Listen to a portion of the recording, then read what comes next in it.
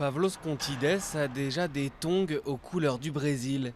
À 26 ans, il est le principal espoir olympique de Chypre pour les JO de Rio en août prochain. Ce passionné de voile est l'unique chypriote dans l'histoire à avoir jamais gagné une médaille olympique. C'était pendant les JO de Londres il y a 4 ans. Il avait remporté la médaille d'argent sur un laser, un petit dériveur monoplace. C'était la première fois que le drapeau chypriote était levé, et j'ai ces images et ces souvenirs qui restent dans ma tête. Je revois le drapeau virevolter avec le vent, la lumière du soleil, tout est comme au ralenti, quelques secondes qui sont comme des heures dans ma tête. Ça me donne l'impression d'être spécial, c'est quelque chose de très difficile à décrire avec des mots. Dans un pays de 800 000 habitants où les sportifs de haut niveau sont peu nombreux, cette médaille d'argent a résonné comme une véritable victoire.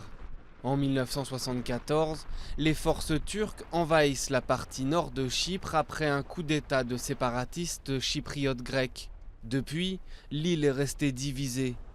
En gagnant des médailles, Pavlos espère donc aussi remettre sur le devant de la scène les blessures de ce conflit gelé et oublié, alors qu'il n'a jamais navigué au nord de l'île. Quand vous êtes sur l'eau, vous êtes libre. Vous vous déconnectez du monde et vous êtes seul contre l'eau et contre votre adversaire. Et ça, c'est fascinant pour moi. Donc bien sûr, je me bats pour tout le monde et c'est mon rêve d'un jour être capable d'aller naviguer dans les eaux de Kyrenia et de Famagusta avec mon bateau.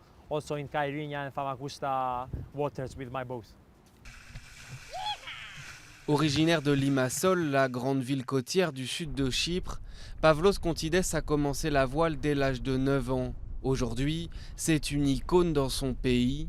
Il tourne dans des publicités et les autorités ont même imprimé un timbre à son effigie. À la fédération de voile, on espère que cette fois, il remportera l'or. Depuis sa médaille de 2012, le budget de la fédération a été multiplié presque par 4, de 150 000 à 400 000 euros. Le nombre de marins a augmenté depuis la médaille de Pavlos de 20, 25, je dirais même 30%. Plus d'enfants s'intéressent à ce sport qu'auparavant, c'est évident. Aujourd'hui, Pavlos s'entraîne 7 heures par jour, certains cette fois d'atteindre le Graal, une médaille d'or, après laquelle il court depuis 4 ans seul, face à l'écume.